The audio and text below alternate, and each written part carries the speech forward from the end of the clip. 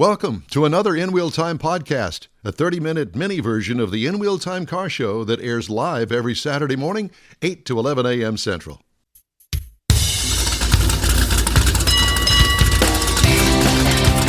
Hattie? Who's that from? That's the lady with the thing on her hat. Minnie Pearl. That's her, Minnie yeah, Pearl that's is it. price tag on her hat. That's it, yeah. Welcome to the In Wheel Time Car Talk Show. Coming up, Alina Aubakirova. I knew I'd screw it up, Alina. Never mind. She'll tell Texas us. Mile competitor and student of Mr. Greg Ditch at Napperville High School. This week in auto history, Conrad's going to have that a little bit later on. We'll get you updated on the stories making car news this week. Howdy, along with Mike Out of This World Mars, King Conrad DeLong. We need more Jeff Zekin. I'm Don Armstrong. So glad that you could join us on this Saturday with our little car coffee clutch that we have every Saturday morning. The live version, worldwide. What's our furthest place that we're broadcasting? Down in South America, there's some little place down in there. There's a guy that listens to us. Medellin. Is it Medellin? No, it's I Colombia. thought it was. We get a couple of people from Australia and New Zealand from time to time as well. I thought that we had somebody from Poland. We do. Oh, yeah. Me. Well, we do have, but We actually had a guy in Ukraine here recently. That's right. pick That's us up. in the Ukraine. Yep. Yikes. Well, we've gotten Hope Hawaii. we're entertaining You for know them. how you deliver $113 billion I'm ready. Easy. with the Ukraine? Is this something that you just I heard think this he just week? made or- that up. I don't know. I think he made Moving it up. on. Uh-huh. Never mind. All right. Alina Aubakirova. Did I do it right that time? Yeah. I did it. Sure. Well, I want to hear you say it. You say it. Aubakirova. Oh, that ain't right. Say it again. Aubakirova. See, it does. That doesn't have you that can't little roll your R, twang yeah. to it. Yeah. Well, you can't roll your R's. No, and stuff. I can't do that. But at any rate, Alina, it's good to have you with us. She's a student now, I guess, at Universal Technical Institute. Is that right? Oh, yeah. Yeah, which is about 10 minutes away from Naperville, right?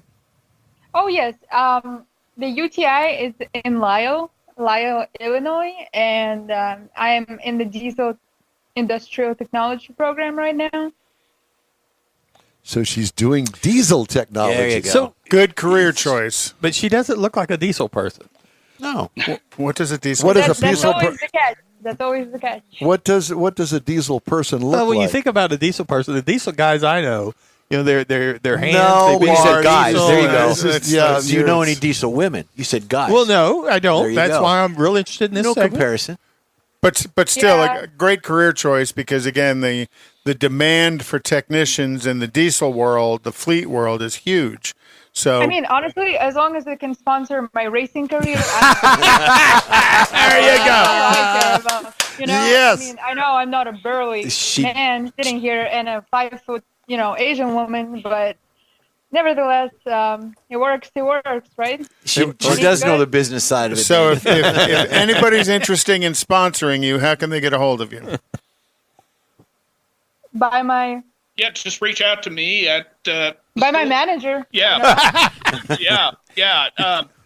gditch at naperville203.org or contact Greg Ditch through the school here at Naperville North High School. Very nice. So so the truck's up here at the school and she's 5 or 10 minutes away, so I'll get you in touch with her. And we assume that's the truck behind you. that is it. Yes, the 1997 S10 in pearl matte pink. Pearl matte pink. I want to go back just a second with UTI and where you are in your diesel education right now over at UTI in Lisle. Where are you? What are you learning? So I'm about halfway through the program already. I'm set to graduate in October, originally in September, but I have to take a leave of absence because the Texas Mile, and I don't want to miss any class because then my professionalism goes down. So I was thinking that it was smart to take a course break, which is 3 weeks because every single class is 3 weeks. Nice. Okay. Well, good. So you got that planned out. All right. So where are you? What are you learning right now in diesel class? So right now I'm in hydraulics application class, which is that is a diesel class. So we have 7 classes that are automotive and diesel, so it's a hybrid. Yep. And then we have the automotive program kids, the diesel and automotive, and I am just diesel, but some of the classes are like intertwined. Right. I have had the automotive brakes, truck powertrains, basic engines, basic engines, advanced electronics already. What is your favorite part of what you're learning right now?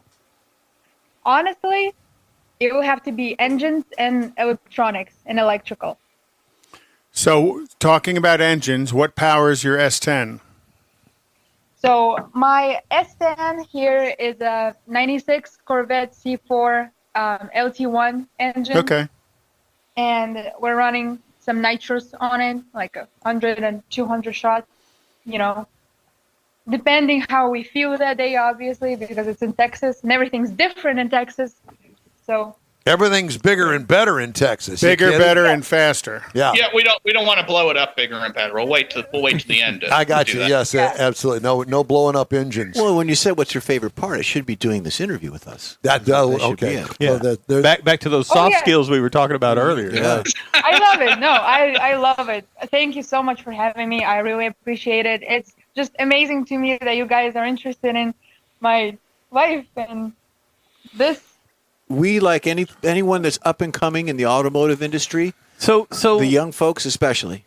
You're going to UTI, focusing on diesels, and you see that as your future of some sort, I guess. And how did you morph that into the racing? I mean, what drug you into the racing, I guess? Well, I was connected with the automotive program here already. So that was it. And racing, I like fast cars, and my favorite game growing up with Need for Speed. And then I found out that a lot of ladies want to come up here and learn about automotive, and it made me very happy because at UTI we have like 5 girls in general. There are so little, female enrollment, and I never see another girl in the class besides myself. So I'm usually the only one. Well, and it gets kind of lonely. Yeah, I've worked for General Motors as a field engineer, and then for 13 years with BG Products, and you're starting to see more and more females in the shops and as well on the service drive and service manager positions throughout Texas. So it's a great opportunity for you. It seems the market is kind of changing, that what they're looking for is skill sets and not so much about what the gender of the person is that's bringing the skill set. Absolutely.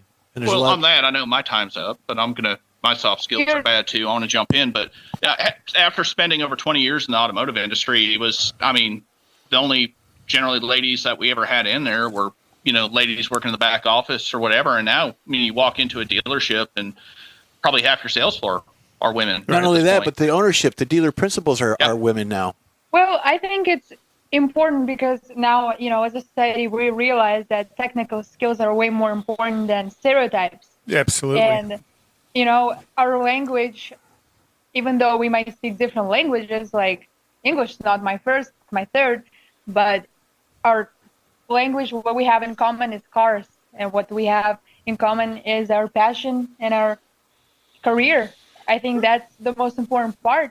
And I think that's what connects people. So when are you coming to Texas to run the Texas Mile? Did you say when? When? Yeah, when? March 22nd? We leave March 22nd. The race is on the 24th through the 26th. Yeah, so we're going to spend about a day and a half driving down. I'm taking about 10 or 12 kids down to the race with us. Pit crew. Yeah. It's going to be my pit crew. It's going to be a school bus and our truck and our trailer. Yeah. Oh, you got to put the school bus out there. You got to run the school bus. and we've had a number of people on the show in the past that run the Texas Mile. They're great folks. Great folks. Is it Todd Knowles? He runs that Porsche, that red Porsche 911 Turbo. So, yeah. Where is the track? Beeville, Texas. Beeville, the airport, the old airport there. And then we've also had Mark, and I can't remember Mark's last name, but he's the one who went 300 in his twin turbo Ford GT. Yeah, we ran it with some students back in 2013, and I had actually at that time Donnie Neuenberger. I crewed for him in the NASCAR Truck Series. He drove our car down there, and that was, I think, one of the first times that that Ford GT was down there, and it was running. I mean, back then, incredible speeds at like 260 miles an hour, and to make it go over 300. Yeah. So what speed are you targeting the S10 at? 170, 175. Wow. Yeah, we're not really sure what it can do yet, but No testing? it'll be tested on the track that day. Can't test it on the I highway. don't have much opportunity. Yeah, to test it's anyway. it's not really a street legal car, but UTI does have a good performance program. Oh And yeah. So we'll do some simulated runs on the dyno, and we'll do a little bit of driving with it to make sure nothing falls off. But part of the thing with the mile too is she's going to have to get a graduated license, and that'll be part of testing where you'll have to run up to 140 miles an hour and then up to 160. So that whole first day is really just kind of a shakedown day and getting her comfortable in the truck. And then, they're going to make sure you can't just go out there and do 300 miles an hour because you can. They're going to make sure that you can handle the vehicle safely, and you have to pass tech inspection, and to run different classes and things it has to have. Soft skill. Can I ask how old you are, young lady? I am 20 years old. 20 years old. What a resume she's building. Yeah, for What sure. a resume. So who did because at 170, you're going to have a pretty good cage in that. Who does all the welding on the cage inside the truck?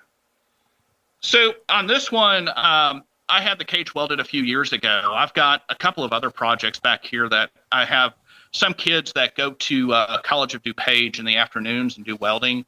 And we had this El Camino that you can't see. It's just off to the side here. But I've got a student that did all the welding on the chassis and cage. But yeah, this one was professionally done. So, and really, they don't even require much of a roll cage until you start getting over 200. So, What did you do to the engine and what, gear ratios and that sort of stuff? So engine, it's just got kind of a mild cam in it. Headers. We did change. Now the LT1s were from the 90s, and there wasn't much tunability on those computers. So it's been switched over to an LS. Everybody's kind of familiar with the LS engines. So the ignition system's off of like an 03 Tahoe, which is very tunable. And then nitrous oxide. Now, the thing that's a little scary on this is when we built it, we didn't really have a lot of this in mind, and it's just kind of cast pistons in there. So we're going to be careful. And when it comes back, we're going to see what we'll collect data and kind of figure out what happened. And that's sort of my engineering mind students. My top girl in the program, she's going into aerospace engineering. So she's all about collecting data and doing the aerodynamics and stuff on this thing. Oh, cool. Nice. Very cool. Yeah. But I do have some forged pistons and some better parts for it once it comes back. So if it holds together, fine. We have a turbo here and some other things that we can look at, but this is just sort of a baseline. And then, I'd like to build this out over the next few years and maybe even try to run Bonneville with it, or, wherever we can go. Wherever. What kind of gear set do you have in this thing? Yeah, yes, that 273. A 273. It's a Ford 8.8 rear end in it. And when I ran the mile 10 years ago, we had a 2006 GTO and had like a 342 or a 346 gear in it. And we really ran out of gear about the 3/4 mile mark. So I'm hoping with this 273 that so truck. when you cross the line, what kind of RPM you looking at? 5,500, 5,800 maybe. Not too bad. So you're not going to really press it that hard. No, I don't think so. I think all that this thing's going to carry is probably about 6,000 RPMs. I mean, we upgraded the valve train on it. It's got good rocker arms on it. It's got the dual beehive valve springs on it. So we shouldn't get much valve float, but I just don't think that this engine's going to have much beyond that 5,500 to 5,800 mark. Does it have a manual transmission? No, it has and people are going to cringe when they hear it, 4L60E. It's not making a ton of power, but it has a almost a sequential shifter. It's an electronic shifter. So she'll have a lever in there that she'll just push forward. and just get it into gear. Well, the thing you like about the Texas Mile is, you go find some of these people out there, and they'll be willing to help coach you as well. Absolutely. This isn't a competition that they want to see you fail. No, this is a competition they want to see you succeed. So, if you can find either of the marks, I'm sure they'd be thrilled to help coach you a little bit on driving. I'm not like going into it with a mindset of winning. It's a win when we get there because we will meet so many people. I'll get the coaching. I will get the guidance. It's amazing for me to even get into that field and have the opportunity, right? Have the opportunity. I'm very grateful. This is a big project for, us girls. We had a lot of fun with it. We had a lot of fun.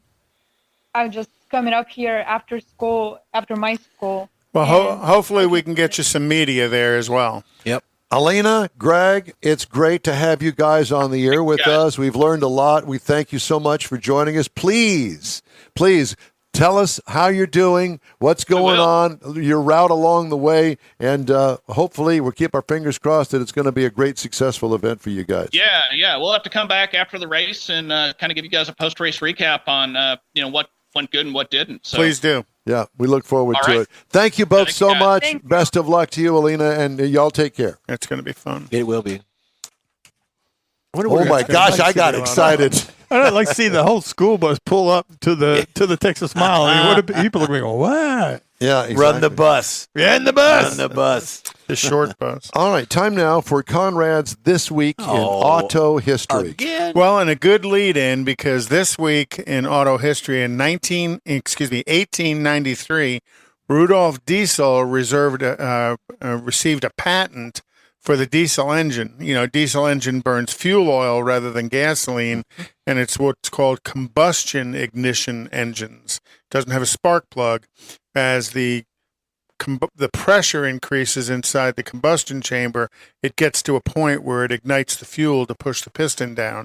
So that's a picture of one of the very first. It was a single-cylinder diesel.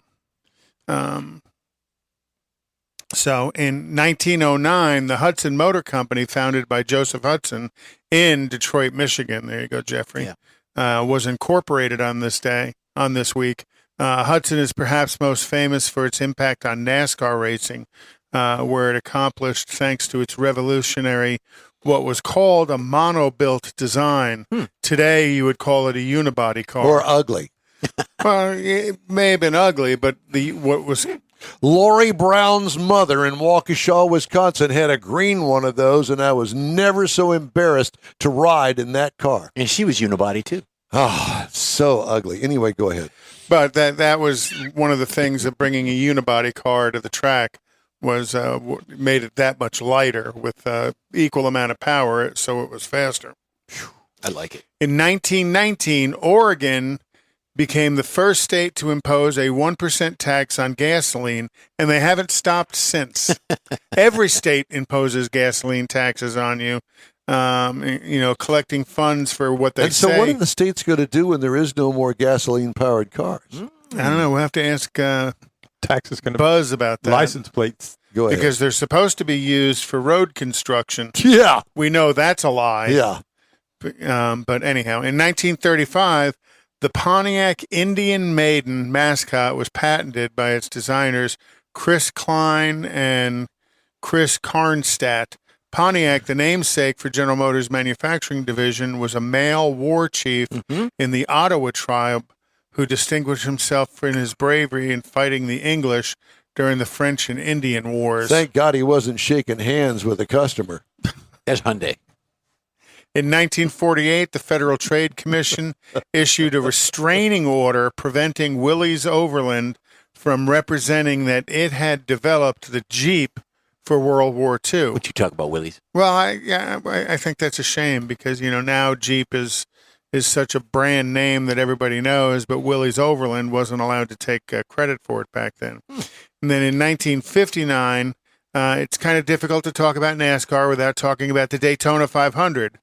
The first Daytona 500 was won this week in 1959 by Lee Petty driving his brand new what? Oldsmobile 88. Dun, dun, dun. And later that year, they transitioned to Plymouth products. And to a large degree, Richard Petty finished his career driving various Plymouth Dodge. I think there was a Ford in there. Mm-hmm. There was another Oldsmobile back in the mid-'70s as well. So Is that it? that was This Week in Auto History. Thank you, sir. Among the top 25 brands of automobiles in the United States, Buick ranked highest in 2022 among women based on personal new vehicle registrations. Brands with highest female buyer representation, Buick at 55%. Get this, Mitsubishi at 51%. Wow. Female buyers have been shown to consistently demonstrate more brand loyalty than male buyers, averaging 4 percentage points more likely to stick with the same brand, according to S&P. These figures are notable considering Dodge, Ram, and GMC have been struggling with new buyer loyalty.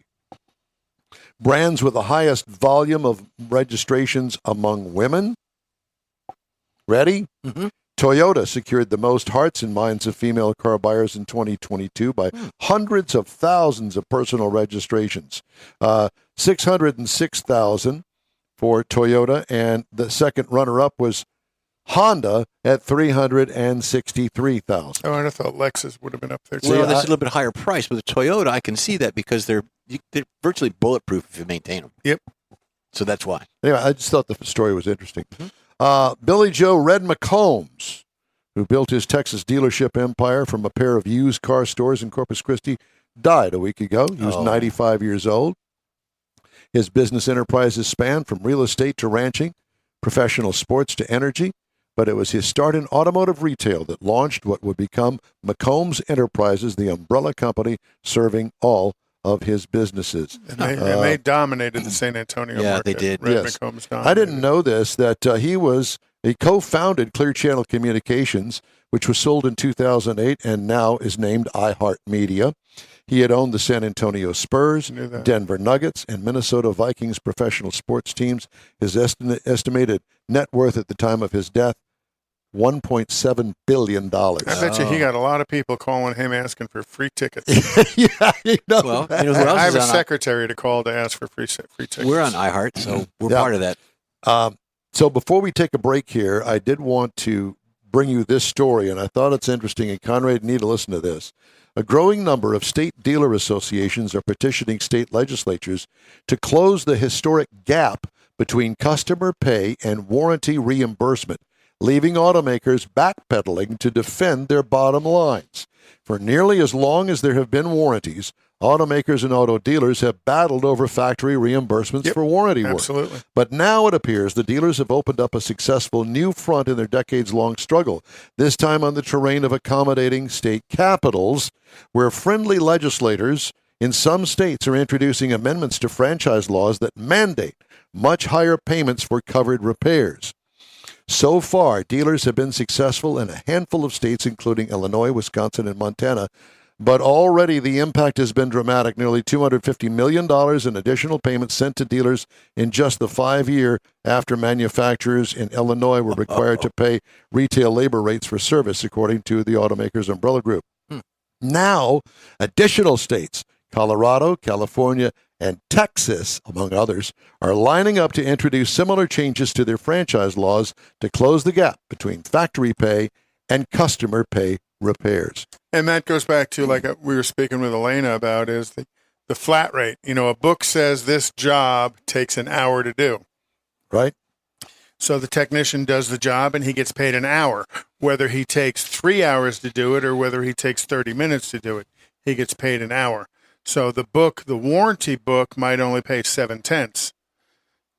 The retail price might be an hour, so it's that difference. So it's going to cost the manufacturers more for warranty repairs. Time now for a quick break. We'll be right back to wrap things up on the In Wheel Time Car Talk Show on iHeartRadio. Tailpipes and Tacos, Houston's premier car cruise in returns Saturday, April 15th to the Loopy Tortilla Tex-Mex in Katy, 8 to 11 a.m. Bring your Hot Rod, Classic, Resto-Mod, or any other vehicle you'd like to show and compete for one of 3 highly coveted chili pepper trophies.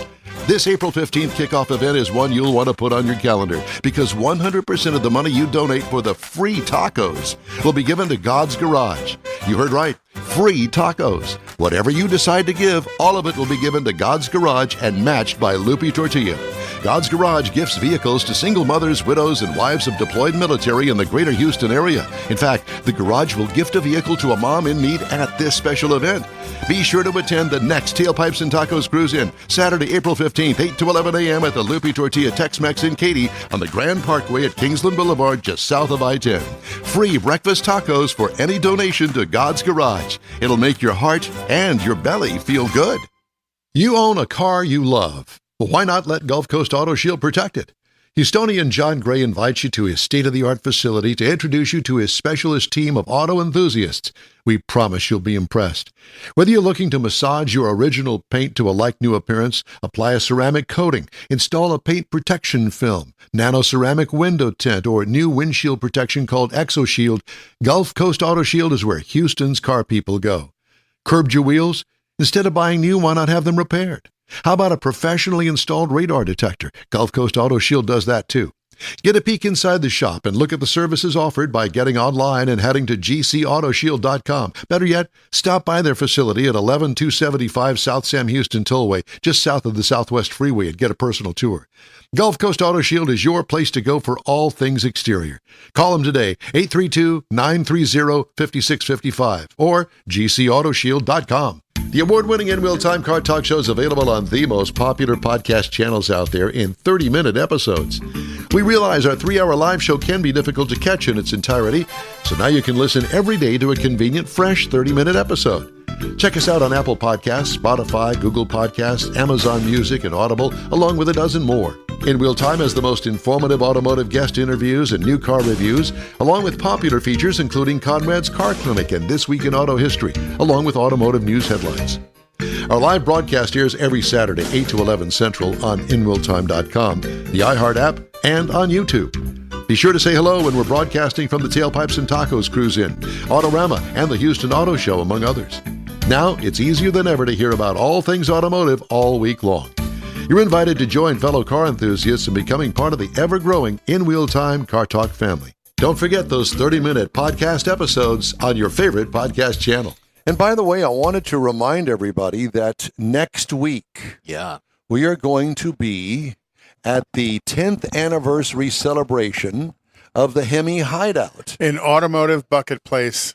Oh, yeah, bucket list. Bucket list place to visit. Absolutely. Now, I think that next week's event is by invitation only, but we're going to be there, and we're going to have some interesting interviews with some of John's friends. Maybe get a little chance to tour around, look at some of the cars. And Are you working on that? Working on that. Okay. And I'm going to bring the rally out. First time it's been out in a while. If the Corvette is clean and ready to go, I'll take that as well. What are you bringing? You bringing the Cadillac? Is Leslie coming? Yeah, she's planning on it. Mm-hmm. Yeah. Cool. I know. She going to bring the Jag? I don't care. No, I think, sorry. The tone, everything. She's right. She's going to ride in with Kathy. I think she's going to ride in with Kathy. Is that what she's going to do? Yeah, she wants to make sure she gets there. Yeah, well, we all do. Ouch. All right. Well, Ba-doom-ching. That's a wrap for this week's In Real Time Car Talk Show. When you're online, check out our Facebook page, give us a like, tell your friends about us, and share our junk if you would, please. You'll get Conrad's Unicorn hunting features, along with all things automotive all week long, including new car reviews, upcoming events, cruise-ins, racing events, and other informative and entertaining goodies. That's what I call them. You can find the In Real Time Car Talk Show 24/7 on the iHeartRadio app. Be sure to catch the In Real Time Car Talk Show live on the video stream on Facebook, YouTube, Twitch, and InRealTime.com every Saturday, 8 to 11 Central. Daily 30-minute podcasts are available from over a dozen of the most popular podcast providers. The In Real Time Chief Engineer is David Ainsley. He'll be there next week. Yep. Oh my God. Our Marketing Advertising Manager and Video Technical Director is We Need More, Jeff Zekin. Darn you. For booking agent, podcast piddler, Mike Mars, and Mr. Know-It-All, his royalty, King Conrad DeLong, I'm Don Armstrong. Pop. Sure, pop. Be sure and join us again for the next live 3-hour In-Wheel Time Car Talk Show next Saturday, March 4th, live from the Hemi Hideout, 8 to 11 a.m. Central Time on all of our In-Wheel Time Car Talk outlets. Have a great weekend, stay safe, and let's visit again next week. So long for now.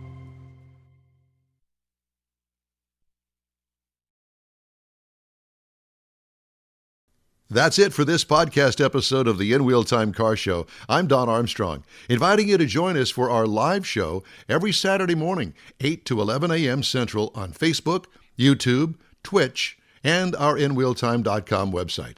Podcasts are available on Apple Podcasts, Spotify, Stitcher, iHeart Podcast, Podcast Addict, TuneIn, Pandora, and Amazon Music. Keep listening, and we'll see you soon.